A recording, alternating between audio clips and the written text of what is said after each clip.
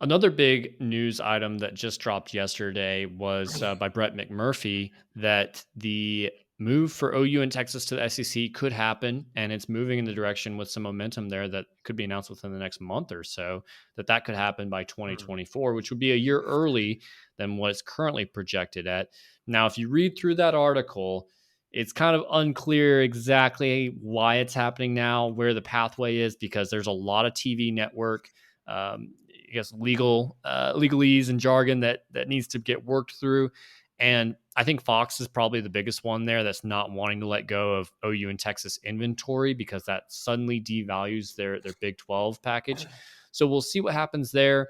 I know he mentioned that roughly 60% of the total buyout is what it's typically been negotiated down to for other schools that have left conferences in the past. That would put the buyout for OU and Texas right around $50 million. I don't know if that means it's more attainable or not necessarily, but it's interesting nonetheless. So, Adam, explain this to me. I didn't have a chance to read the article, so you're kind of talking to me about this for the very first time. Explain to me how this would happen. Would OU and Texas being able to go to the SEC sooner in 2024 as opposed to 2025? Would that be because OU and Texas were able to negotiate the buyout down from 75 to 50 million, and then the universities just say, "All right, to hell with it. We're going to make more money. We're going to cover that probably within a 2 year span. We're just going to pay the buyout to get the hell out of the Big 12 and into the SEC." Or could it be an instance where ESPN, who has this new contract with the SEC, they see how much money this conference is bringing in, they see how much more added value and dollar revenue OU and Texas are going to be bringing to the table? Do they just simply say, "Screw it, whatever the buyout is, we're going to pay"? ESPN's going to cover the bill just to get these two guys into the conference as soon as possible. I Because I just don't see OU paying that much money just to speed the process up 12 months. Yeah, I definitely see, I guess, a pathway as far as ESPN being involved and paying some of that, if not all of that. They're losing several games a year probably to Fox for OU and Texas games Sure. right now, and those are high dollar items for them to put in their inventory. So if they can move those teams to the SEC a year earlier, well, they're picking up more inventory. They're taking away from their competitor in Fox. That could be valuable to ESPN. Um, as Sure. far as the schools go for OU and Texas, we're getting that 12-team playoff in 2024. USC and UCLA are moving to the Big Ten in 2024. So I think there's some Hmm. urgency to match on that end. Will it actually happen? I think there's a lot to go through there. I'm not holding my breath necessarily, just because it's been pretty firm from both schools that this is going to be through 2025. That's going to be the first year in the SEC, and it's kind of Yeah. funny because people say those schools stabbed the Big 12 in the back and left them out to dry, and yet we gave them the most time in the conference to prepare for the future without OU and Texas of any school that ever changed conferences. So kind of funny how that worked out.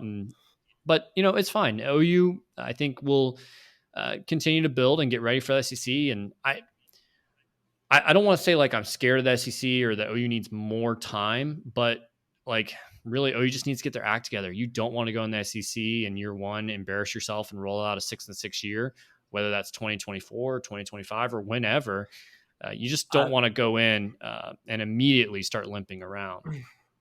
yeah. I've heard arguments made on both sides of it. Should OU go in 2024, or should they try to wait as long as possible, get the extra year, and choose to go in 2025? So, Adam, all things aside, we don't care about the buyout. OU and Texas can afford it. ESPN's going to cover it. Doesn't matter. If you're Brent Venables, or if you're just, or if we're just sitting here as OU fans that, cover this team religiously, would you rather go in 2024, or are you okay with pumping the brakes and say 2025 is when we want to make that transition? Selfishly, as a fan, I would rather wait a year. It really doesn't have anything to do with competition necessarily. I just know that I have the entire rest of my life to go to those SEC programs, to see those matchups with SEC teams. Uh huh. And I still want to go see some Big 12 stadiums. I got to knock Iowa State off the list this year. I'd love to have a chance to go to Provo, I know it sounds weird, but go to Lubbock. I want to knock them all off the list if I can. And so that gives me an extra year to do that. I was never a huge fan of the SEC move. I think it was the right decision. I think it was necessary. That's how college football is nowadays. You got to follow the dollars, and that's where you have to go. I I think OU fans are overvaluing the premierness of the games going forward. Yes, we'll get some awesome ones with Georgia and Bama, but we'll also have Mississippi State and Kentucky and Vanderbilt, and those won't be that, any more exciting than hosting Texas Tech or Iowa State, in my opinion. So, we'll have plenty of years to get into that. Yeah. I'm not rushing off to that because I want to enjoy what we have for now. See, I'm kind of in disagreement with you on that because I think from a fan standpoint, I want 2024 to be the year. I want them to speed up the process 12 months because I want I want the game day experience. I want the opponents. I want the opponents to be better. I want to be able to, take on Kentucky or Florida or Texas A&M. I don't want to ever have to worry about, watching an OU Iowa State or an OU Kansas. So the production on the field, selfishly, I want 2024 to get here. That way, Oklahoma's playing against, in a better conference holistically. But if I'm looking at this strictly from what does OU need to do to succeed? How much time do they need to be able to go into the SEC and not just lay an egg and go 6-6 or 7-5, simply because they don't have the talent or the depth on the roster from top to bottom to compete week in and week out with what that SEC schedule demands. So I think if I had to sit here and I had to cast my vote, I think I would still choose 2025 because it allows Brent Venables more time to continue to build this thing up. He knows what a roster and what a team looks like to be able to compete, not just compete in the SEC, but also be able to beat the premier team in the SEC like Clemson did against Alabama multiple times. So if I had a vote, I would say wait until 2025, give Brent an extra year. Let's build this thing up. Let's do it right. And that way, whenever we have our inaugural season in the SEC, Oklahoma comes in as a premier player and can be a contender in whatever format that they choose to do as far as standings and conference championship races go. If OU was 9-3 this year, would that change your opinion? No. Okay. No, I'd stick with it. Yeah. Think about this.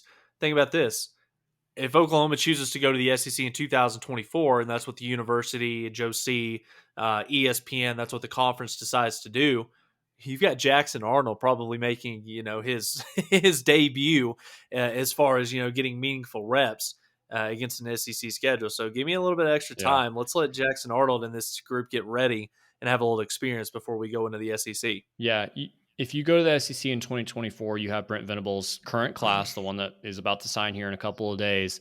That one would be sophomores going into their first year of the SEC competition versus 2025. Right. They're going in as third-year players. So you're not, have anybody going pro, maybe they transfer or whatever, but one of the highest ranked classes that we'll have had in a long time be going into their third year. And that's when they're going to be, in their prime in college, really producing at a high level.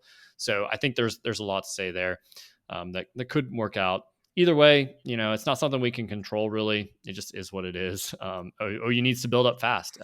Next year, we need to be a heck of a lot better than 6-6. We'll talk about expectations. We'll have tons of time to do that in the off season as far as what they need to do, but they need to take a major step forward because it's a what have you done for me lately type of game when it comes to recruiting and transfers and all that. So as far as, if this is OU's last season in the Big 12 in 2023, you got some new members coming in, the 3 schools from the AAC, one independent in BYU, not the traditional Big 12 opponents. I think everyone wants to go see Provo, would love to get a road trip out to BYU. We don't know the schedule just yet, but including those new teams and the former Big 12 teams that we've been with for several years, is there any games or matchups that you say, hey, I want to have that on the schedule? I want to make sure it's there in the last year for the Sooners before we head off to the SEC? Yeah, I mean, just looking at some of the new players that are going to be joining the Big 12 going into next season, I think, UCF jumps off the page, taking a trip down to Orlando, playing the bounce house. That would obviously be a lot of fun. BYU making the trip out to Provo, seeing that campus, that scenery, I think that would be a lot of fun. As an Oklahoma fan, when talking about true road destinations, going to Provo or going to UCF or going to Cincinnati, that sounds a hell of a lot better than going to Ames or Lawrence or I love me some Manhattan, but I'm ready for something new. So yeah, a couple of those new players that's going to be fun. I would love to, you want to see OSU is going to be on the schedule next year. To getting that last win of the series in Stillwater would obviously be, a dream scenario for Oklahoma fans. At Kansas State, I'd love to see that being on the schedule next year, just because I don't want to have the sour taste of Chris Kleiman and what K-State's done to Oklahoma in the last few seasons in my mouth for the foreseeable future. So redemption in Manhattan would be another good one. And then, I mean, God, I hate to say it, but next year's home schedule, as is based on current Big 12 opponents, on how it goes back and forth, it's not going to be very good.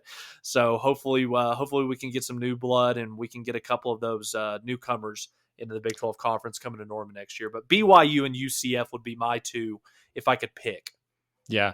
TCU should come back to Norman if that is a game that they put on the schedule. I think that could be a big one. That could be certainly one of the big ones that you market ahead of time. And hopefully OU tickets can sell all of those out before TCU, gets 3 losses to start the year or something like that, because it's already they just kind of feel like a team. They feel like a team that will have some volatility. I agree. I think OU will, Bedlam and Texas, those will be games that will be set in stone on the schedule no matter what. Bedlam's always a fun game to go to in Stillwater, such an easy trip. And then K-State, I'm really hoping that one's on the schedule too. Yes. We've been to Manhattan several times. I think that's one of the best road trips that you could possibly go on. Manhattan's a fun town.